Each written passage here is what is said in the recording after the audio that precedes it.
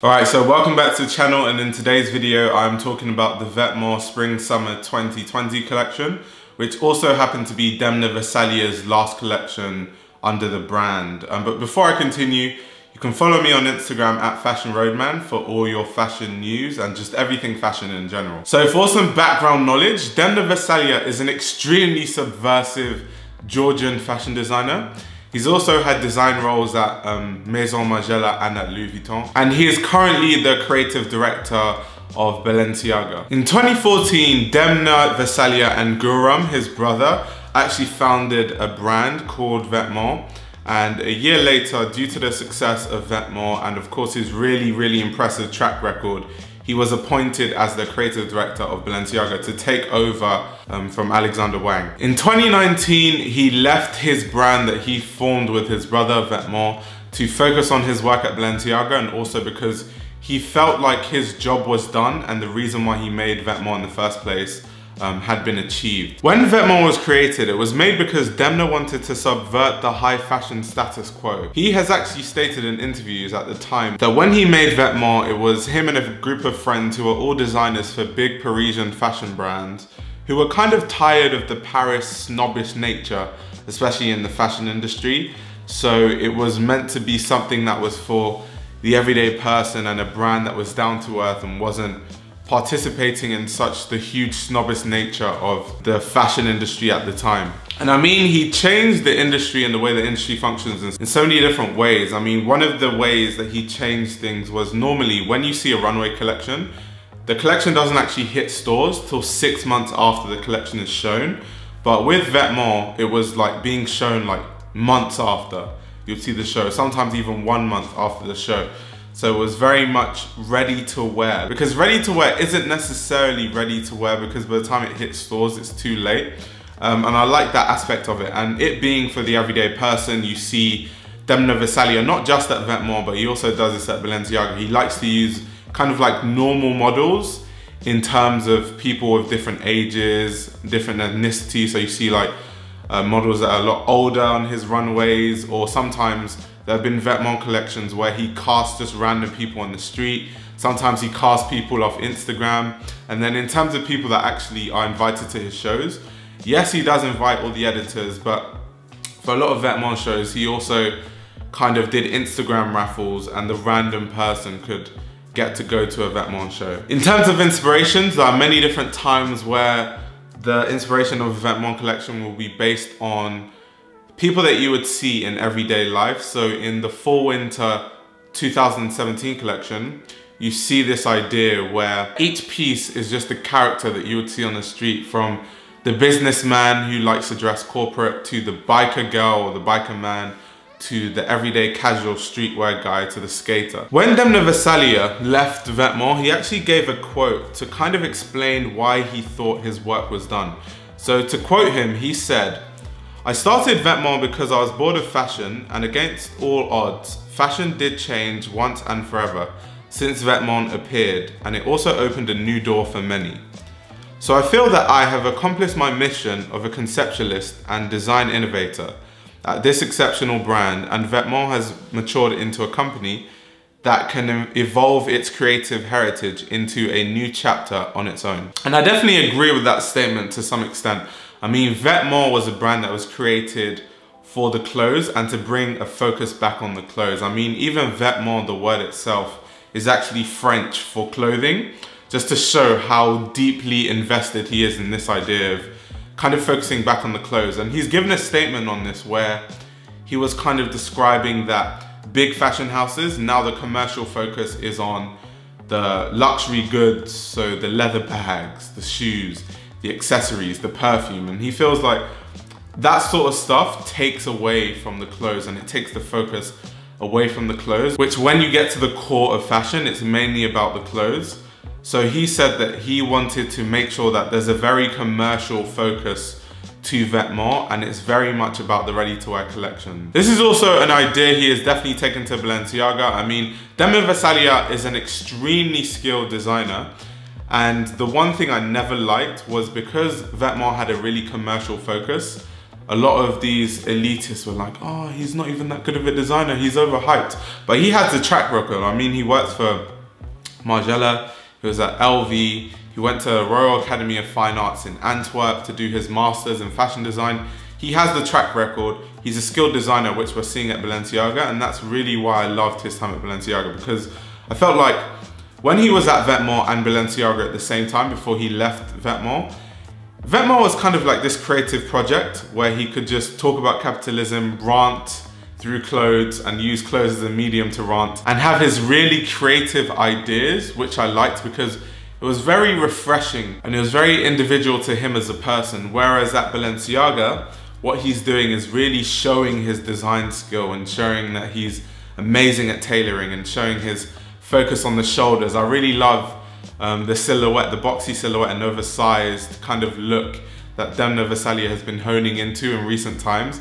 And I always say that this man loves a really good shoulder. It really reminds me of Thierry Mugler and what Mugler was kind of doing in the 90s. One thing that's really important to note is that Demna Gvasalia focuses so much on this idea of focusing back on the clothes and on a commercial aspect that he's really open about, to the extent that he feels like people over-conceptualize some of his work when he puts products out. And I'll put on the screen a statement that Demna Gvasalia made about this, and it's quite interesting because I do feel like, yeah, there are situations where he does just put out a product to put out a product, but people over-conceptualize it, and it was good for him to address it and actually say that he does see people do this. For Demna Gvasalia, he has also said that innovation in fashion doesn't always have to be in creating new silhouettes, and it can be in the process of making things and in business models, which in my opinion, he definitely did. And in my opinion, this is such a good mind frame and kind of direction to take in terms of the fashion industry, because if we think about sustainability,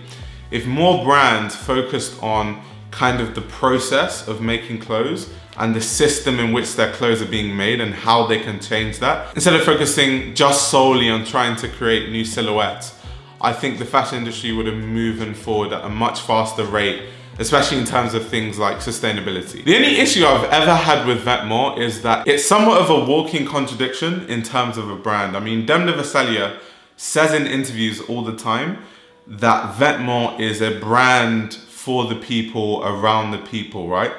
And I just don't understand how he has this idea that Vetements is for like the everyday person, but the price point is damn near like $1,000 for a hoodie.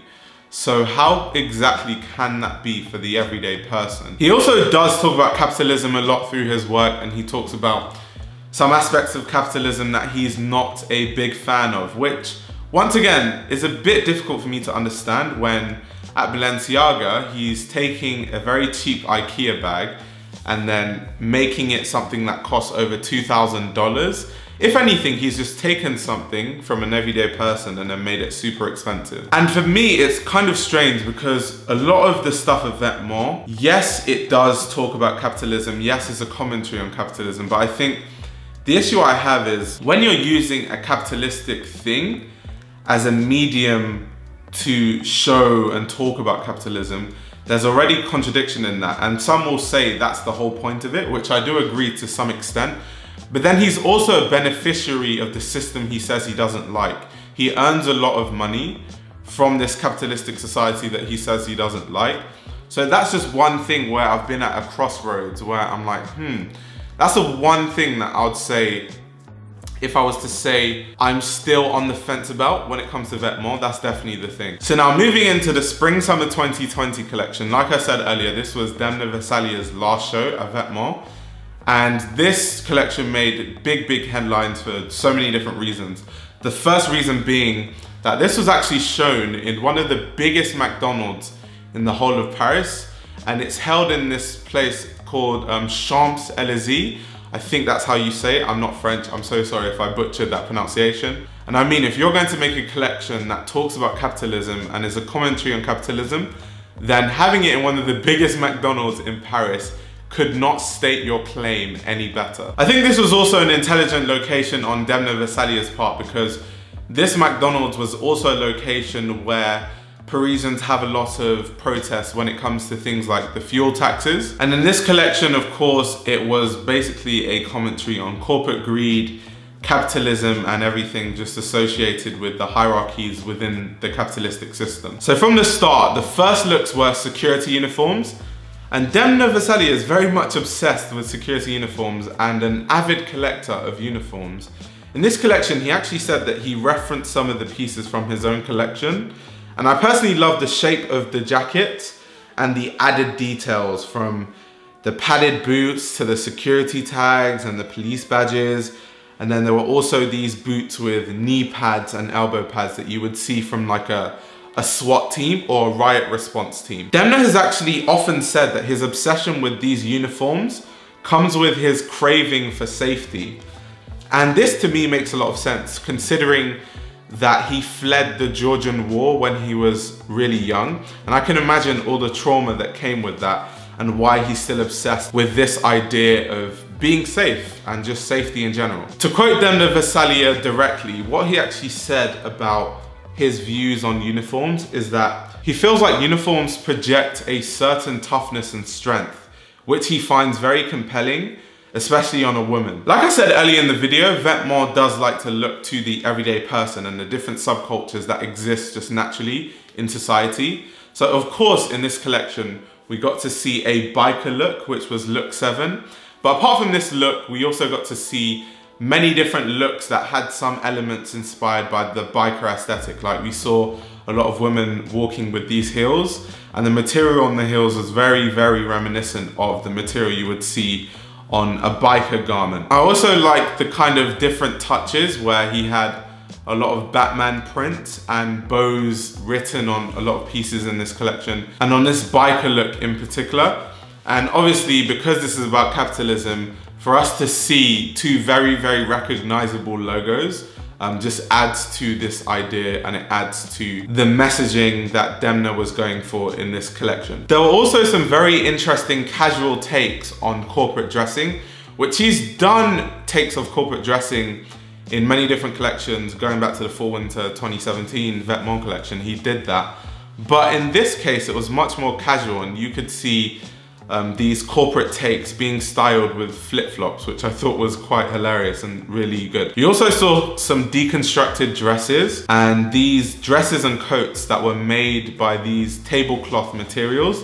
This is very, very much a Margiela reference, and Demna Gvasalia has said himself that Margiela was basically school for him, and the basis of all his work all started from his time working at the house of Margiela. And if we just think of the deconstruction that is very, very synonymous with the Margiela house, or the do-it-yourself attitude, where Margiela's early work did feature him using a lot of cheap materials or secondhand source materials, because for the most part he couldn't afford really expensive fabrics at the start. For some more literal references, some of the pieces had name tags that actually said, "Hi, my name is capitalism."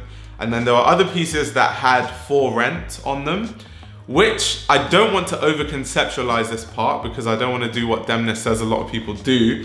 But I feel like having "for rent" on a lot of the pieces could be a reference to many different things. One of them could be that people don't even appreciate their clothes that they're wearing these days, and you have people that rent clothes for an Instagram post, and then it's basically on to the next one. And it's kind of this fast-paced nature of the fashion industry right now, especially with the social media era. And then it could also be another reference in terms of just talking about how this is all part of the beast that is capitalism. But it's also a really good thing in terms of longevity and sustainability, reusing clothes, reworking clothes, those sort of things. In this collection, we also got to see some very playful takes on the logos of some very recognizable companies. So in look 28, we saw a play on PlayStation. In look 34, we saw a play on Heineken. Look 36, we saw a play on Vodafone. And look 38, we saw a play on the Internet Explorer logo. And I think, once again, not to over conceptualize, but this could be a play on many different things in terms of capitalism, because I mean, Internet Explorer, the internet basically runs everything these days, or something like Vodafone in terms of just calls and how much power telecommunication companies have. This collection was also very controversial for a t-shirt that featured on the runway, and this t-shirt said, "Don't shoot, in 3 different languages. Now this t-shirt was very much a blatant copy of what Cassimi did in their Fall/Winter 2017 collection, I believe. And Cassimi's original reference for this t-shirt was actually what Lebanese journalists were wearing during the Israeli invasion in 1982. So it was this idea that they had this t-shirt that said "Don't shoot" in Arabic, French and English. So that was very recognizable. So when Allied troops saw them from a distance, they wouldn't get shot. So obviously the brand Cassimi did it first, and it was more genuine when Cassimi did it because Khalid Al-Qassimi, rest in peace to his soul, and when he was designing for his brand, it made more sense because he is from the Middle East. So it seemed a bit more genuine than Demna, who's more European, taking reference from a more Middle Eastern issue. That being said, knowing how smart Demna Gvasalia is, I'm gonna give him the benefit of a doubt. And what I think he was doing by reproducing that t-shirt on his runway was it was kind of part of this idea of capitalism where he's like, guys, look at this t-shirt. There's a brand who made this t-shirt in the Fall/Winter 2017 collection. And what this brand did was they took a t-shirt from a tragedy and they reproduced this t-shirt that they are now essentially selling for £115. This is literally capitalism at its finest. That being said, Cassimi as a brand is very, very much known for highlighting socio-political issues, especially in the Middle East. So from their part, it was really, really genuine. All in all, I love this collection, especially from an aesthetic standpoint. Like I said, Demna Gvasalia still wants to make clothes that are very much wearable by most people. And I really, really liked the security aspect of it, especially, and the security pieces. I just liked the boxy silhouette and just how the jackets looked in terms of just the structure of them. But that being said, it was very sad to see Demna Gvasalia leave Vetements after this collection. That being said, I did think that Vetements was starting to become very, very repetitive and kind of be formed around the same ideas over and over and over again, collection to collection to collection. And that's why I made one of my most controversial videos that I've ever made till date, which was my video that I titled something like "Why People Don't Care About Vetements Anymore." But in general, I think Demna Gvasalia is an amazing designer that doesn't get enough credit in terms of his design skill because he's so smart and so good at marketing that people focus on the kind of more funny stuff and out there stuff that he does with the IKEA bags or the t-shirt shirt, that people don't focus on how amazing his tailoring is and how he's really come into his own self. Because before, when he first started designing, his designs looked very, very heavily influenced by Margiela, but as time has gone, he's kind of found himself. And it kind of reminds me of what Yohji Yamamoto says, where he says, copy, copy, copy till you find yourself. And it makes sense because I feel like even chefs say this, if we're talking about food, where you see chefs who are not Italian, but they want to master the Italian cuisine to the point where they copy it to the letter and then eventually they innovate in their own way. And I feel like Demna has definitely done this. He's found this kind of very unique, boxy aesthetic with this oversized look. But the one criticism I still have is how often he likes to comment and talk about capitalism and how he doesn't like it when he's a direct beneficiary of the system he claims to hate. But on that note, let me know what your thoughts are about this collection, Demna Gvasalia's work, his work at Balenciaga also. And on that note, like this video if you liked it, subscribe to my channel if you are new. And I will greatly appreciate it if you support me on Patreon, because the more people support me on Patreon, the more work and time I can put into these YouTube videos. And of course, if you sign up to the Patreon, you get access to Patreon exclusive content. So there's something for me to gain and there's something for you to gain. But on that note, thank you very much for watching. I'm really appreciative of everyone that tunes in to watch these videos, and I'll be back with another video soon.